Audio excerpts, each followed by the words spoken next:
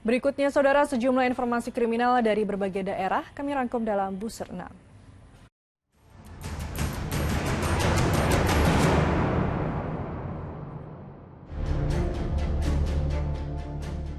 Dua pria diamankan di kantor Pos Pol Lantas Kuningan Setiabudi, Jakarta Selatan karena diduga akan melakukan pencurian gulungan kabel di area sebuah proyek gedung.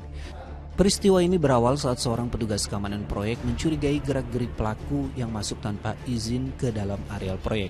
Karena sedang lepas piket, petugas keamanan itu menghubungi rekannya yang bertugas untuk menangkapnya.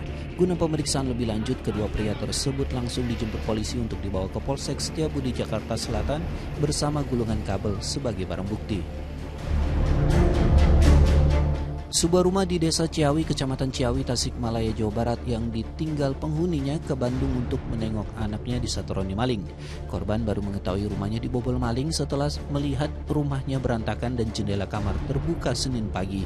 Setelah diperiksa, ternyata perhiasan yang berada di dalam lemari baju raib dibawa kabur pelaku.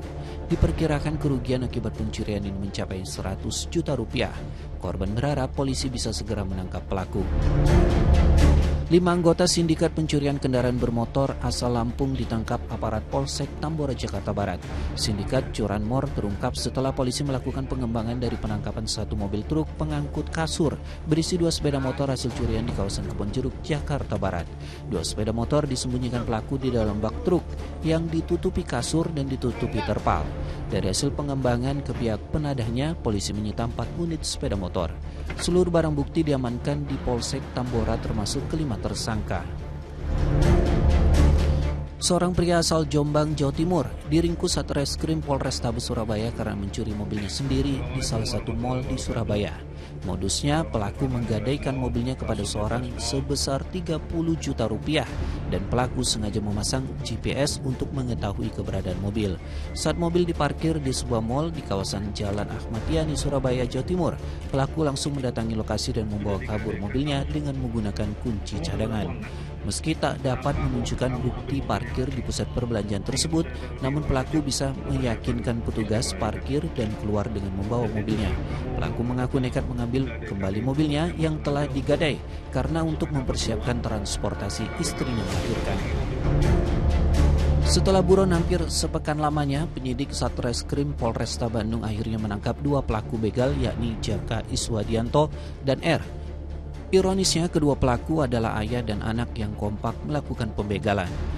Dari hasil penyelidikan, kedua pelaku saat melakukan pembegalan ternyata dibawa pengaruh alkohol. Saat penangkapan, polisi terpaksa melumpuhkan Jaka dengan timah panas. R tidak dihadirkan ke hadapan wartawan karena masih di bawah umur. Jaka mengajak anaknya R melakukan pembegalan karena sang anak ingin memiliki sepeda motor. Namun usaha mereka gagal karena korbannya melawan dan bahkan para pelaku kocar-kacir melarikan diri. Untuk tersangka Jaka, polisi akan menjeratnya dengan pasal 365 KUHP tentang pencurian dengan kekerasan yang ancaman hukumannya 5 tahun penjara. Sementara R dikenai pasal Undang-Undang Perlindungan Anak. Sebuah gudang di kawasan Ruko Greenland Blok Q nomor 12 Kota Batam, Kepulauan Riau digerebek aparat Direktorat Reserse Kriminal Khusus Polda Kepri Senin siang.